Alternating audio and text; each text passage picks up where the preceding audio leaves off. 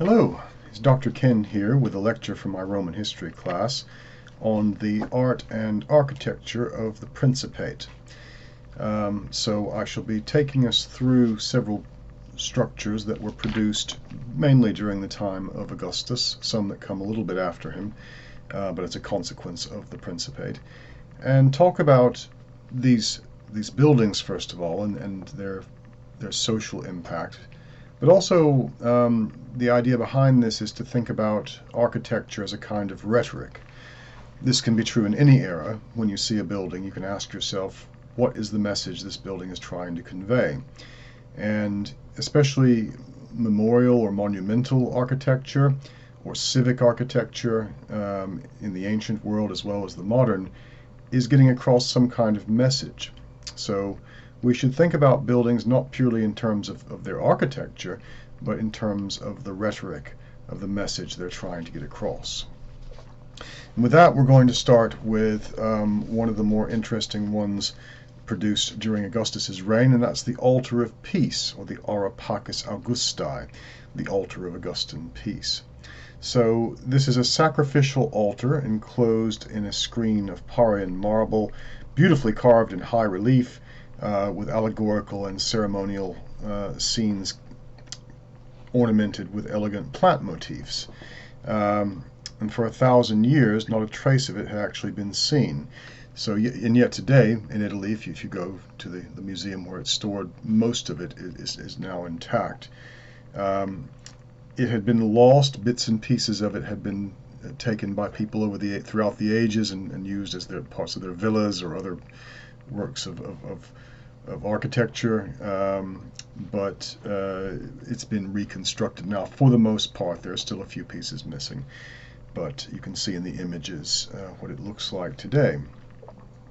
In Augustus's own words at the beginning of the section of the Res Gestae in which he prides himself on having restored peace to the Roman Commonwealth, he says, "When I returned from Spain and Gaul in the consulship of Tiberius Nero and Publius Quintilius, after successful operations in those provinces, the Senate voted in honor of my return the consecration of an altar to Pax Augusta in the Campus Martius.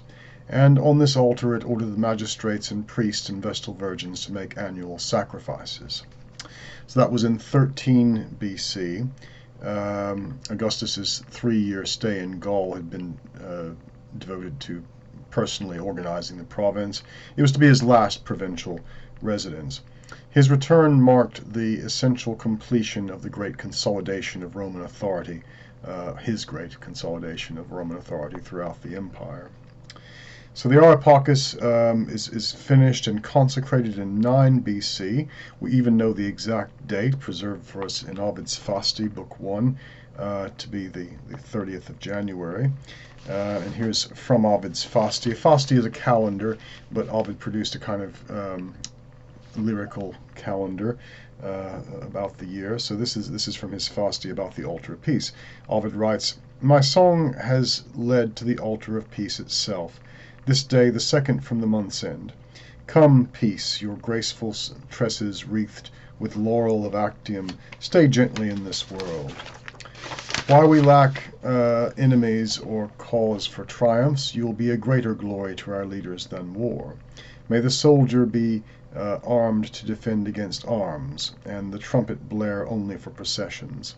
May the world far and near fear the sons of Aeneas, and let any land that feared Rome too little love her. Priests, add incense to the peaceful flames, let a shining sacrifice fall, brow wet with wine, and ask the gods who favor pious prayer that the house that brings peace may so endure. Now the first part of my labor is complete, and as its month ends, so does this book." Ovid writing that, I believe, in exile at the time, trying to get back into Augustus's good graces. It didn't work. But so this is a work of architecture that features into poetry, amongst other things, and it has other functions too. But if you look at the picture of it, you'll notice that there are little grooves around the bottom, little holes, little rectangular shaped holes. And I ask you to pause and consider what those might be for. and since this is not an interactive lecture, unfortunately, I can't ask you and have you answer, but the answer is those are to let the blood out when sacrifices are being performed. We may think that's quite grisly, but anyone viewing it from the outside, seeing the blood flow out of those little slits, would consider it a positive thing. Well, where is it? And this is quite significant. So we know it stood on the field of Mars, on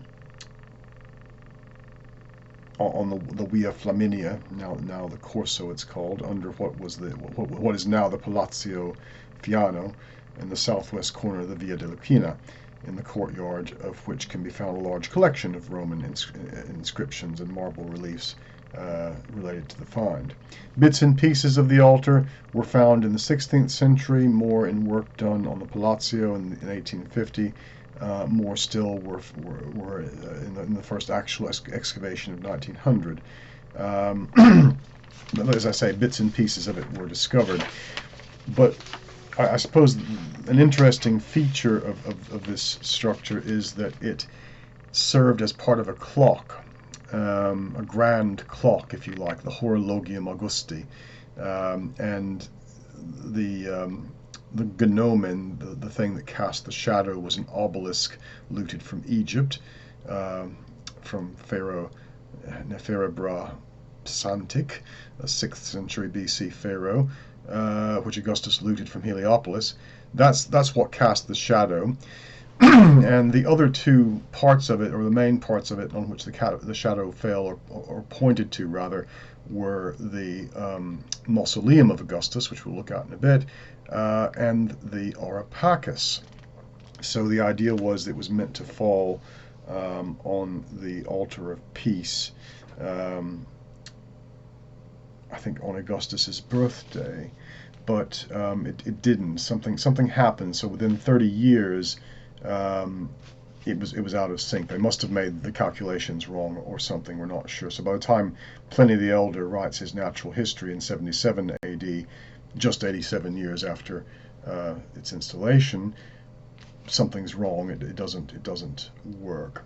But initially, the idea behind this, the altar, the Areopagus, the looted obelisk, and then the mausoleum, is in essence Augustus Caesar placing his stamp on time itself. So if one uses this horologium to tell the time, it's all in relation to Augustus. So that's its sort of role in the grand scheme of things. But the structure itself, the altar, is replete with a lot of technical detail,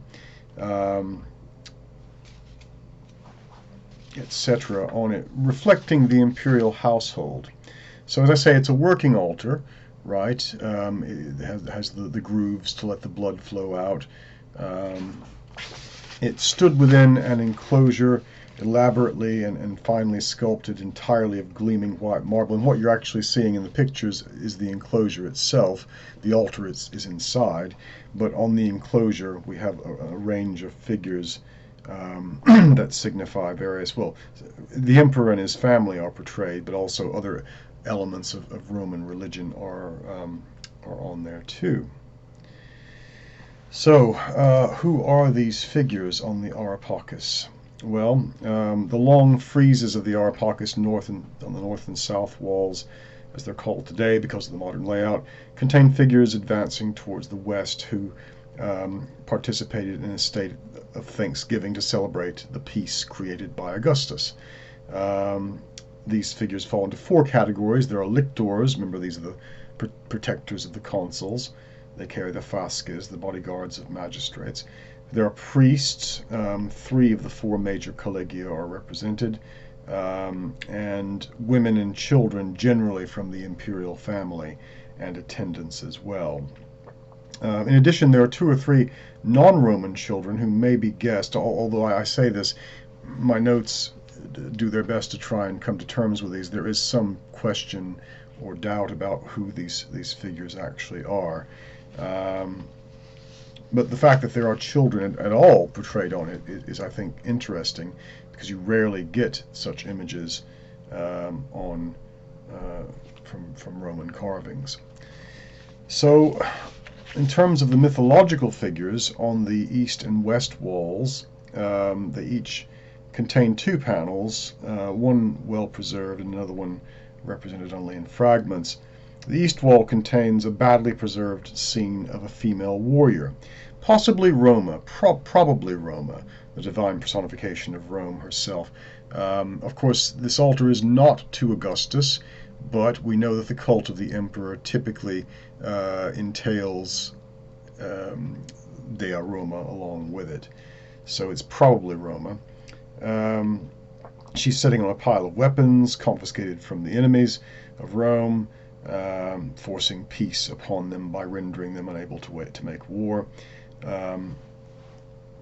Pardon me. And this scene has been reconstructed largely based on others that looked similar, so that's one about which there is some uncertainty. The other panel is more controversial in its subject matter, but better preserved. It shows a goddess sitting amidst a scene of fertility and prosperity with twins on her lap. So who are these people? Well, scholars have suggested that the goddess is either Italia, divine personification of Italy, or Tellus, a goddess of earth, or Venus, or Peace herself. There are other views as well that circulate. Peace, Pax Augusta, makes sense, considering that this is the enclosure of the altar of Augustan peace. It's not the altar of Italy or the altar of the earth or any of these other things, so probably it is peace. Who are the twins? Well, they're probably Romulus and Remus, so potentially so at any rate. But Romulus and Remus are on other panels, and of course there are two goddesses in addition to the one who's probably Peace seated there. So it's not certain, it's not absolutely certain, but that would stand to reason. The west wall also contains two panels, the fragmentary panel called the Lupercal panel, which apparently preserves the moment when Romulus and Remus were discovered by Faustulus the shepherd while Mars looks on. And that's less controversial because we have the she-wolf and the shepherd and a god who appears to be Mars standing there. The better preserved scene, though, depicts a sacrifice of a pig, the standard sacrifice when Romans make a peace treaty, by an old priest and two attendants. In 1907, the scene was identified by a scholar named Johannes Sieveking as the moment when Aeneas, newly arrived in Italy, sacrificed a sow and her piglets to Juno, as told by Virgil in the Aeneid. Although scholars have challenged this identification for a number of reasons. It could well be Aeneas, in which case that other goddess that we think is peace might be Venus, but it's not certain, unfortunately, due to the fact that this is both damaged and we don't have anything from the time that indicates what these figures are. One theory is that the priest sacrificing to the sow might be Numa Pompilius, the king of Rome, and that is entirely possible. On the north wall, it shows about 46 extant or partially extant figures. The first two foregrounded figures are lictors carrying fasces, the bundles of rods symbolizing Roman authority. Next to those are the priests from various colleges, identified by an incense box that they carry with special symbols. One member is missing in the gap. After them follows the collegium of another priesthood, also identified by an incense box and symbols.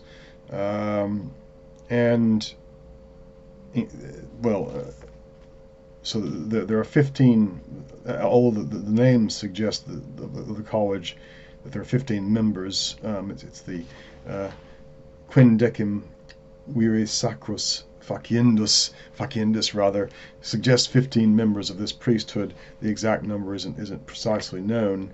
There were 20. Well, there were 23 in the college at the time of Augustus, including Augustus himself and Agrippa, who both appear on the south frieze. The other 21 members are present here. There are two badly damaged figures in the middle, split by a gap. From photos, the gap appears to affect a single figure, but there's some debate about who that is. The last portion of the north frieze consists of members of the imperial family. Many scholars identify the veiled figure, the leading figure, as Julia, daughter of Augustus. Since Julia appears on the south frieze, though, it's more likely this figure is Octavia Minor. Other figures in the entourage include Marcella, the daughter of Octavia, Iullus Antonius, the son of Mark Antony, and two boys and girls of the imperial family. So you get some children depicted and family members on there in the midst of these priests. It's like it's preserving a scene from the consecration of this altar.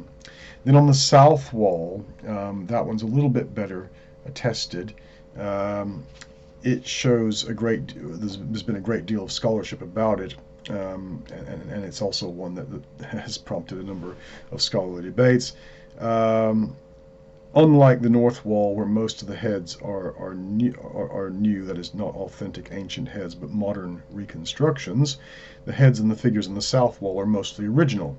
Some half dozen figures are recognizable from looking at other surviving statues of members of the imperial family. Nevertheless, much debate has been taken over many of these figures, including Augustus, Agrippa, Tiberius, Julia, and Antonia. And you can see the figure of Augustus. That wasn't actually discovered until 1903 in an excavation that took place. His head was damaged by the cornerstone of a Renaissance palazzo built on top of the original Areopagus site. He's better recognized today by his hairstyle than his face, identified in 1903.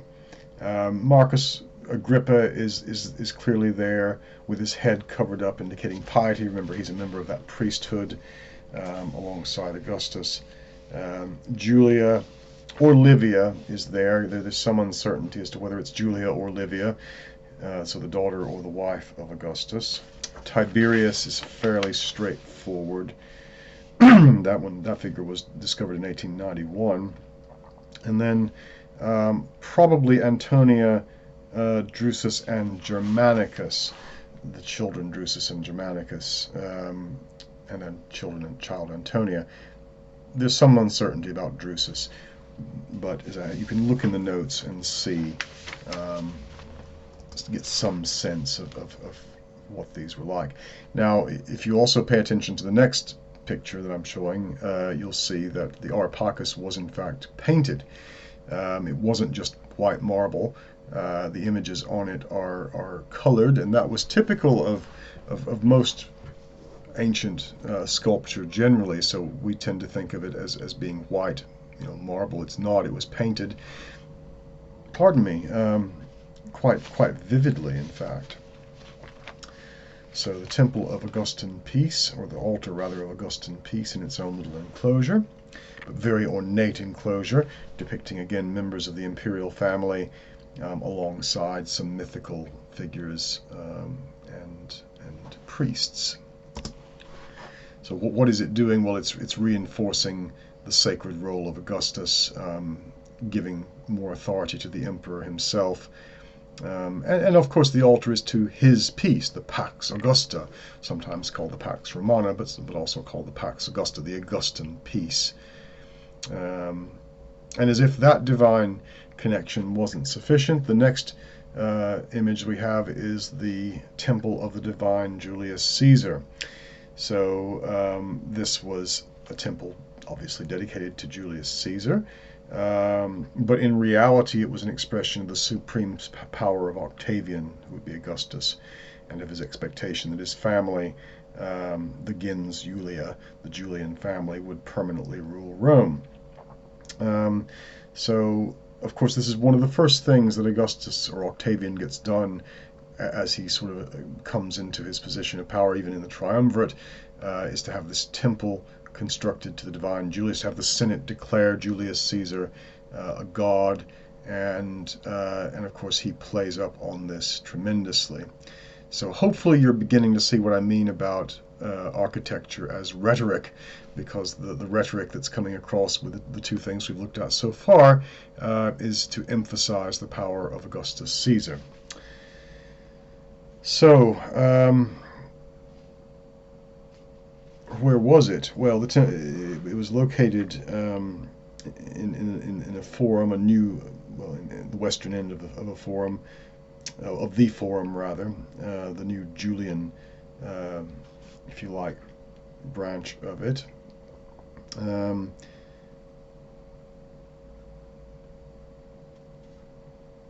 Temples in the forum were usually built on high platforms to avoid damage from periodic floods in the area, and the platform, as you can see from the reconstruction of the deified Julius's temple, was 3.5 meters high, 26 meters wide, 30 meters long.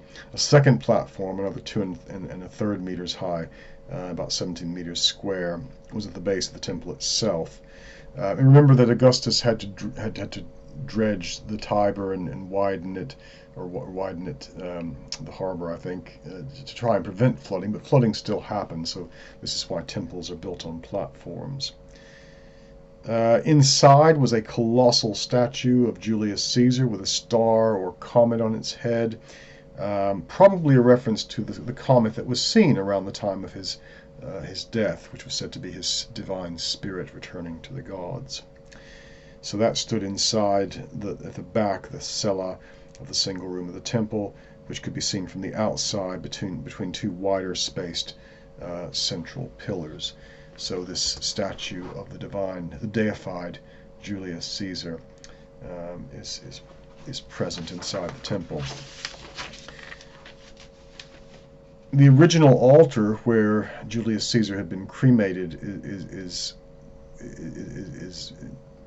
built inside a semicircular niche accommodating it, and that's pretty much all that we have left of this temple today, which we've seen in other slides, other shows, other lectures, where people still go and put flowers for some reason on it.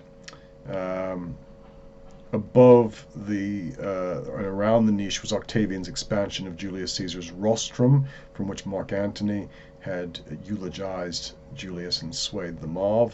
To remove any doubt the people might have concerning what this new temple was really about, Octavius placed the rams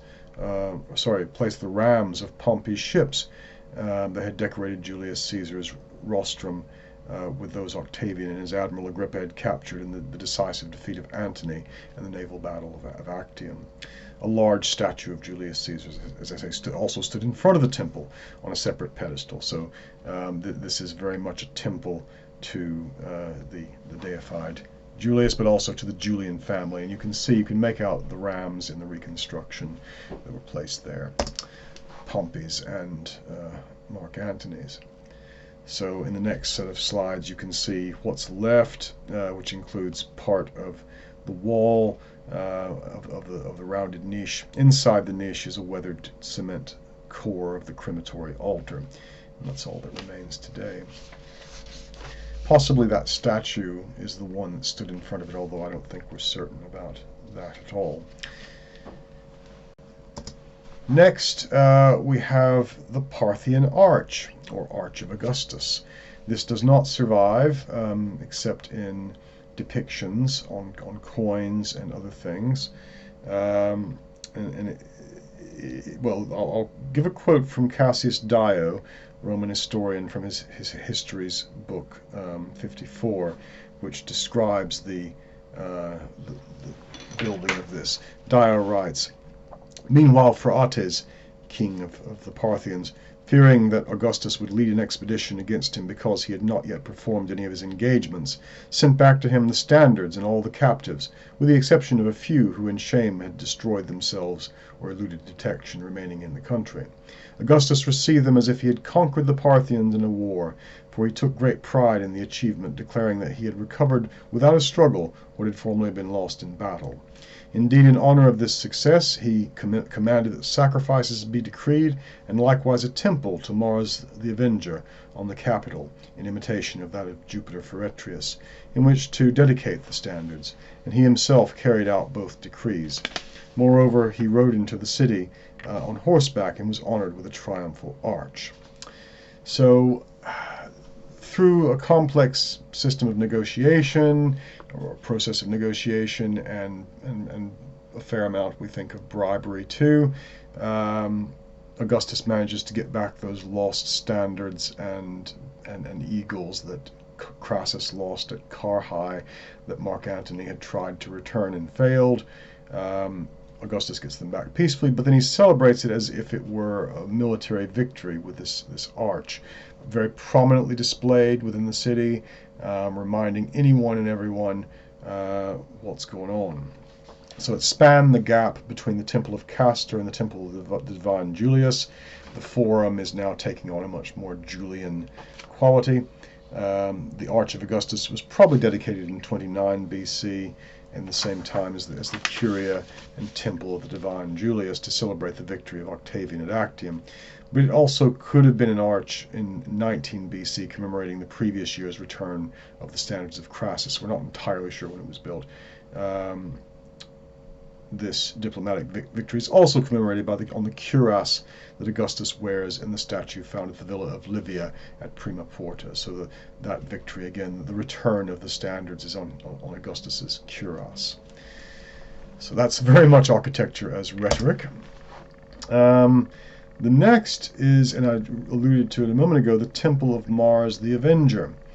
And so this is built by Augustus. It's this elaborate temple, related in design to the Temple of Venus in the Forum of Julius Caesar, but larger than, again, by half. The Temple of Mars the Avenger, Mars Ultor, is raised on a high podium with 8 columns on 3 sides, backed against the precinct wall, and flanked by 2 porticos, which are presented in cross sections, sort of in the image. Constructed of Luna marble, so this marble with a kind of yellow tinge from the quarries at Carrara, and Augustus was the first to exploit this, according to Suetonius. This is when Augustus, he relates, I found Rome a city of brick and left it a city of marble, and Luna marble appears to have been his choice for that. Indeed, the white marble of the temple exterior, and then the colored marbles of the interior and porticos. Sorry, it's not yellow; it's white. It's got a very white sheen, like the moon, apparently.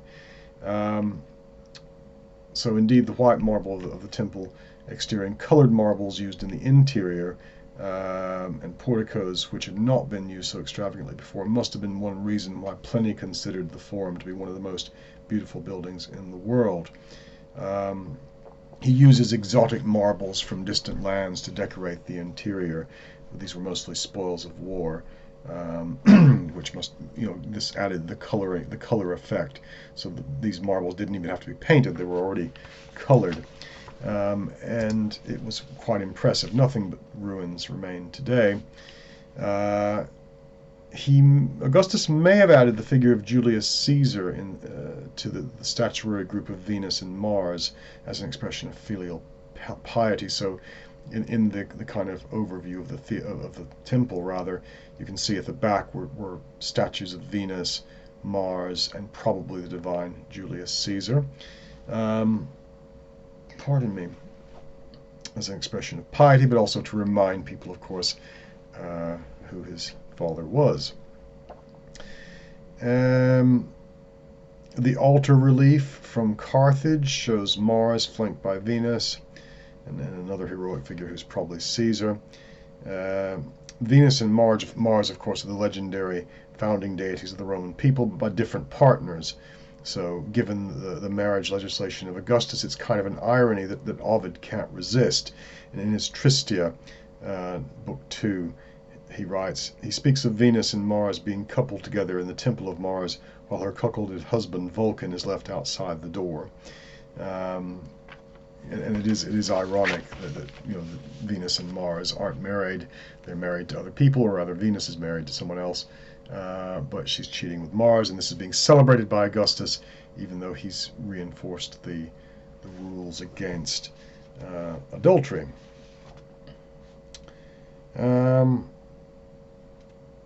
In the relief too, the figure of the goddess is accompanied by that of Cupid, the son of Venus, who's then of course related to Augustus as well, because he's descended from Aeneas, who's the son of Venus as well. Holds up Mars's sword to his mother.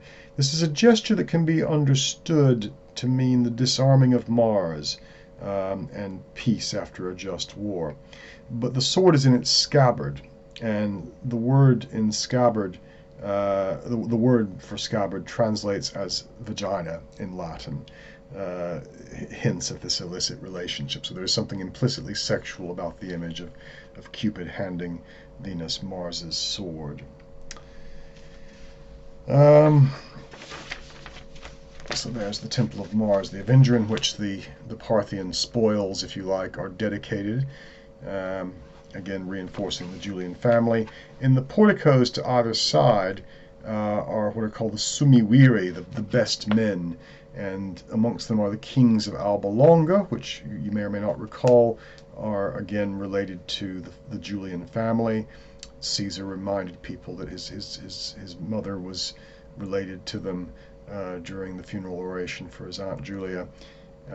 So they're there, along with other famous Romans, but in particular, those, and including Romulus and Remus, but also those who are related to the Julian family. So this whole temple complex is in many respects a kind of promotion of the Julian family, and then therefore of Augustus himself. The next item for show wasn't built during Augustus's reign. It might have been started during it. It's the Temple of the Divine Augustus. So when Augustus dies and is deified, it is constructed. We think it was probably started in 12 AD, and he dies in 14, so it probably was constructed before he died. It took many years to complete, so it wasn't even finished until the reign of Caligula. So from 12 to 41 AD, it's being constructed. The precise location of it has not been found. We know it was located somewhere between the Vicus Tuscus and the Vicus Jugarius, in an area called the Graecostadium, behind the Basilica Julia in the Roman Forum. And the temple was rebuilt by the Emperor Domitian as well. So we don't know, again, precisely where it was, but you can get a sense of what it would have looked like from the images that I'm providing. And it's to house the cult of Augustus, based in Rome. In the temple would be statues of Augustus himself and Livia.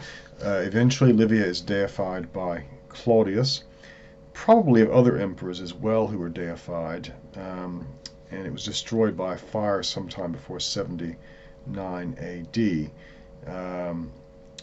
Pliny writes about its restoration a little bit. The last reference to the temple is on a diploma of 248 AD, and it's not mentioned in the Regionary Catalogue. So we're told that one of the paintings in the temple is that of Hyacinthus by Nicias of Athens, was placed there by Tiberius. So I've got a reconstruction of what that painting might have looked like, the death of Hyacinth. The next one is the Mausoleum of Augustus. So this is again part of that horologium. He has this being built before he's dead. According to his contemporary Strabo of Amasia, the tomb of the Emperor Augustus was among the most remarkable monuments of Rome.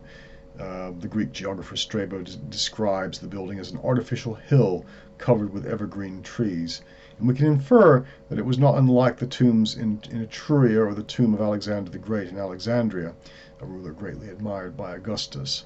So thought to be circular, well, very probably circular, and but with a square inner tomb where Augustus and his wife Livia must have been buried, surrounded by an outer ring where the urns of other members of the imperial family stood apart from his daughter Julia. We may recall that he commanded the Senate to make sure that when she died, she wasn't buried there. The epitaph of Marcellus, who died in 23 BC, proves the monument was more or less finished by that time, so built well before Augustus is dead. He's planning for his death. To remind the Romans of his successes, there are 2 obelisks in front of the entrance to the mausoleum, again looted from Egypt. Sorry, not looted from Egypt. These are copies. These are Roman obelisks made to look Egyptian. Or one of them is. The other obelisk, also made to order by Augustus, is now standing in front of the palace of the President of Italy. The 2 statues of Castor and Pollux date back to antiquity but did not belong to the mausoleum, sometimes associated with it. Other people whose ashes were buried in the mausoleum included Tiberius, Marcellus' mother, and Augustus' sister Octavia, Augustus' friend Agrippa, Drusus, Lucius Caesar, and Gaius Caesar, the young grandchildren of Augustus who die early, and Publius Quintilius Varus, that consul and general who was defeated by the Germans. In 14 AD, Augustus was laid to rest. Later, the ashes of Drusus the Younger, Germanicus, Drusus Caesar, Livia, Tiberius, Caligula's mother Agrippina, Nero Caesar, Caligula, Claudius, and Britannicus, Claudius's son, were placed there together with the mummy of Nero's wife Poppaea, according to Tacitus in the Annals, Book 16. Much later, the Emperor Nerva and Empress Julia Domina received their tomb in the Mausoleum of Augustus. The poet Martial wrote about this building in his epigram 5, saying, "Pour me a double measure of Falernian," that's very expensive, tasty wine, Callistius, "and you, Alcimus, melt over its summer snows. Let my sleek hair be soaked with excessive perfume, my brow be wearied beneath the sown-on rose. The mausoleum tells us to live, that one nearby. It teaches us that the gods themselves can die." So, it's a tomb for a god. You can see what's left of it today in the slides, but it formed the model for the Emperor Hadrian's mausoleum, which is still with us today. It's now the Castel San Angelo, part of the Vatican structures, or one of the Pope's residences, the Castel San Angelo. The next building I want to talk about is the Pantheon of Agrippa. So this is one of the buildings that Augustus had Agrippa build and paid for himself, although Agrippa is given the credit for it. Now, if you go to Rome today, you will see the Pantheon. The name means all the gods, and on the front, in big letters, it says Marcus Agrippa, in his 3rd consulship, made this. Well, he didn't. The one that's there today was actually built during the reign of the Emperor Hadrian. And what Agrippa built was a smaller version, and you can see on the next picture here how the new one sort of figures onto it. But it was a much smaller structure, less impressive. And then there's some debate about what it's to. Is it to all the gods? That seems to be the consensus at any rate. We're not, again, absolutely certain. Or was it to something else? But what's extraordinary about the one that we have, the one that survives, is that it was for the longest time the largest domed structure in the world. And the Romans built this dome in the reign of Hadrian, albeit using successive layers of thinner and thinner concrete. And as we know, Roman concrete gets harder as it gets older, so it's survived.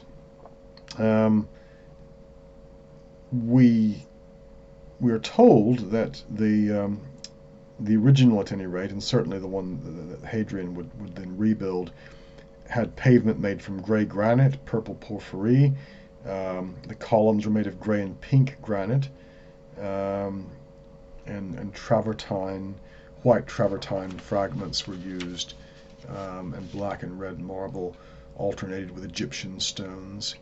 Many people would have spent their siestas in the shade of this cool spot. Um, so public buildings, civic structures built by, in this case, Agrippa, Marcus Agrippa, later improved by Hadrian, but again at Augustus's expense. Other structures made by members of the imperial family, but then sort of they get the credit for it, but then Augustus pays for it, include the Saepta Julia, and the baths and Temple of Minerva. The Saepta means enclosure, so this building, this was actually a building that Julius Caesar planned to build in place of an earlier one located within the voting precinct on the Campus Martius, to be of marble, surrounded by a lofty portico 1 mile high in length. That didn't happen in the end, but whether actually begun by Caesar or not, it was partly built by Lepidus, but then completed and dedicated by Marcus Agrippa in 26 BC. What would one do in a Saepta? Well, gladiatorial combats could be performed. They were exhibited there by Augustus, according to Suetonius and Cassius Dio, as well as by Caligula and Claudius. Sham naval battles could take place here. We know that happened during the time of Augustus, according to Cassius Dio.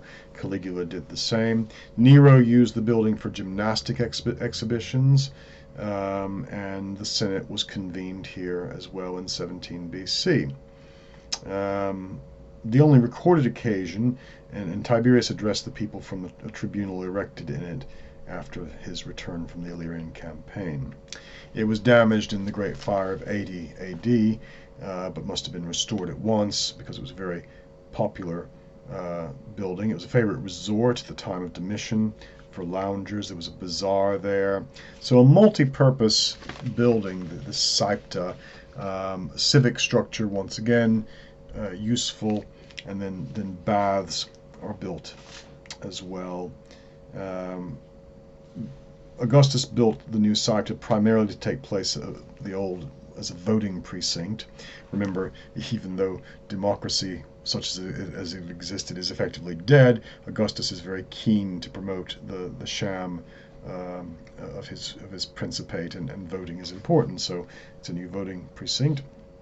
But the diminishing importance of the assemblies made its use for other purposes easy and natural, a process which was completed after Tiberius transferred the elections from the people to the Senate.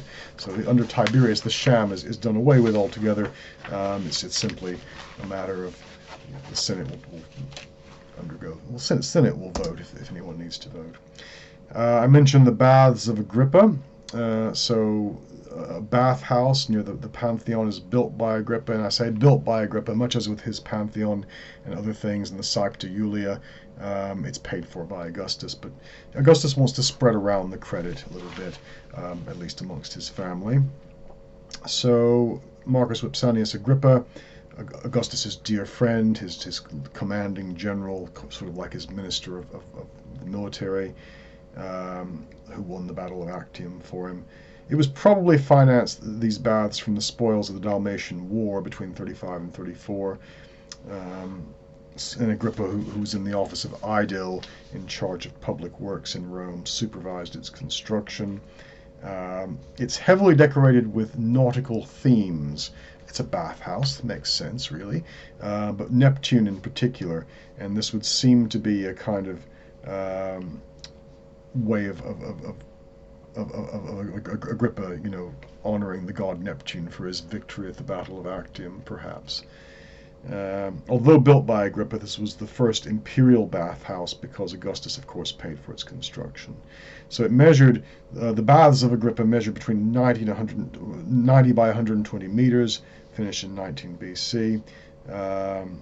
It's not known for what purpose the Basilica of Neptune was built within it, because the original building was destroyed by fire in 80 AD, although again honoring Neptune for his great victory at Actium, no doubt. Public baths, these are important, again, structures. There are public baths all over Rome. These are imperial baths, so they probably would have been frequented by higher class clientele, but still, they got the imperial family to thank for it. Next is the Theatre of Marcellus, which was not far from the Theatre of Pompey, which is still in use at this time as well. This open-air theater dates back to the history of it dates back to the closing years of the Republic. So the planning for a new massive theater actually began under Julius Caesar. At that time of its construction, the largest theater was, of course, that of Pompey's, who was Caesar's rival. After Julius Caesar defeated Pompey, he wanted to build a theater as impressive as the one that Pompey had built. So he annexed a large area and demolished several existing buildings, including 2 Roman temples, in order to clear the ground for the theater. However, Caesar never got to see his theater completed, as he was assassinated shortly after the construction started. As a result of his death, the whole project was put on hold. It was restarted 20 years later during the reign of Augustus, and completed in 13 BC. Inaugurated in 12 BC by Augustus himself. It was named the Theatre of Marcellus, of Marcus Marcellus, the emperor's nephew and designated successor, who dies tragically.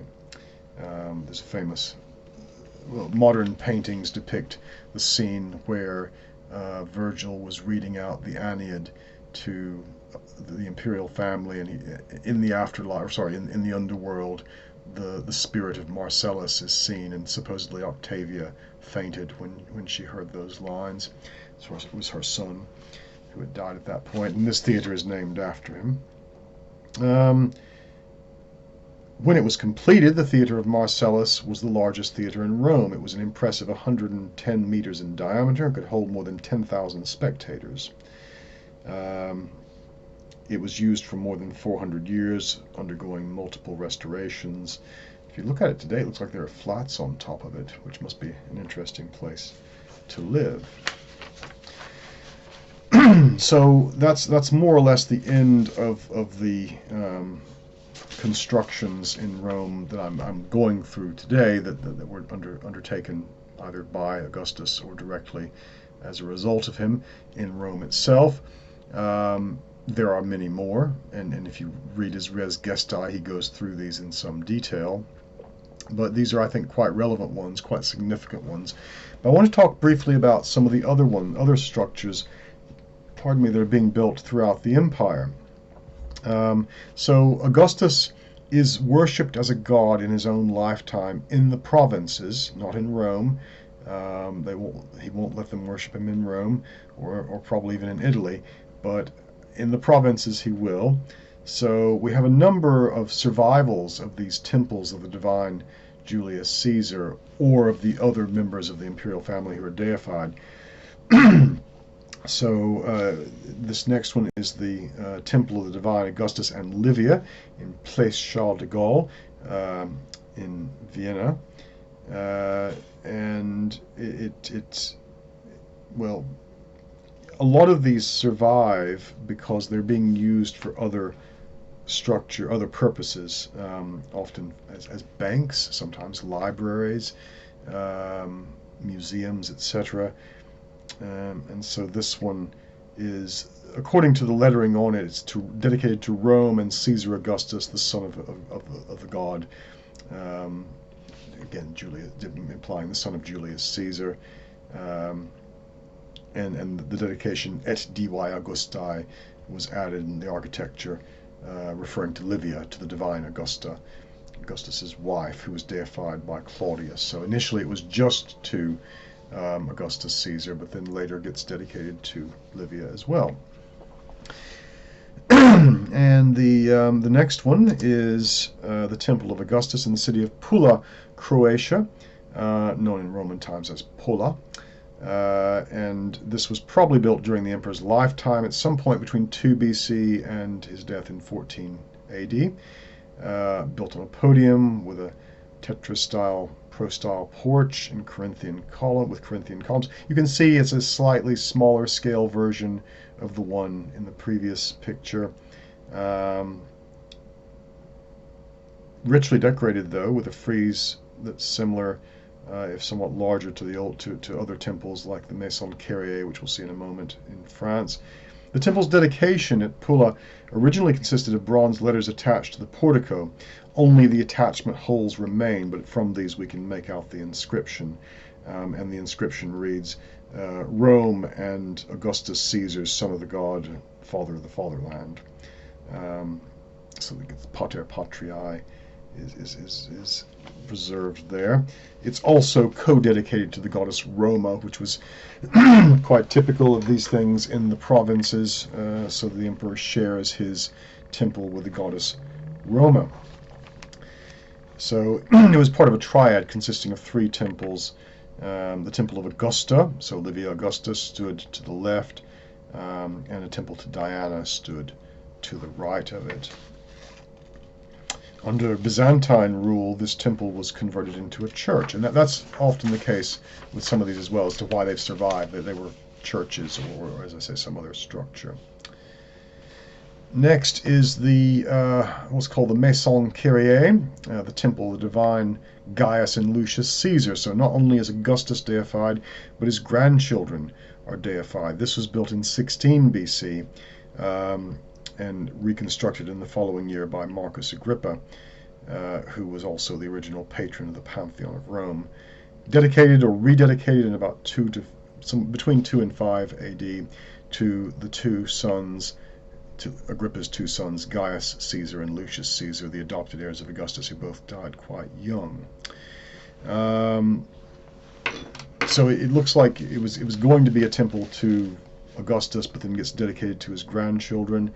The inscription that dedicated it to Gaius and Lucius was removed in medieval times, but again, we're able to reconstruct the inscription from the holes to which the letters were fitted. It owes its preservation to the fact that it was rededicated as a Christian church in the 4th century, saving it from widespread destruction of pagan temples at the time, following the adoption of Christianity as the official state religion. It became the meeting hall for the city council at some point, a cannon's house, a stable used by the government for government-owned horses during the French Revolution, and a storehouse for the city's archives. It became a museum after 1823. Its French name derives from the archaic term carré long, meaning long, square, or oblong, a reference to the building's shape. But it's a good example of what a temple to the divine Augustus in the provinces would have looked like, and a fairly nice one too. It's comparable to many a temple in Rome, this one. Lastly, I'll mention the caesarean of Alexandria. This was a temple consecrated by Cleopatra VII, the last pharaoh of ancient Egypt, either to honor her dead lover Mark Antony, or possibly as a place for them both to be buried in. It was finished by Augustus after he defeated Antony and Cleopatra. He destroyed all traces of Antony in Alexandria and apparently dedicated the temple to his own cult as well. But we know that Augustus allowed Antony to be buried in Alexandria, so presumably this is where it was. And interestingly, in its later history, the philosopher and mathematician Hypatia in the 4th century AD, late 4th, early 5th, was murdered at the Caesarean by a Christian mob. They stripped her naked and tore her to pieces. It is rumored that Cleopatra committed suicide in this building as well. We don't know what it looked like. It doesn't survive. It was one of these temples that was either completely repurposed or destroyed by the Christians, but it has this historical significance. Hypatia was accused of witchcraft, I believe. A woman who was a philosopher. And the very last structure I want to look at is the Roman latrines at Housted's Roman fort up in Northumbria, which we would go to if we had our field trip up to Hadrian's Wall.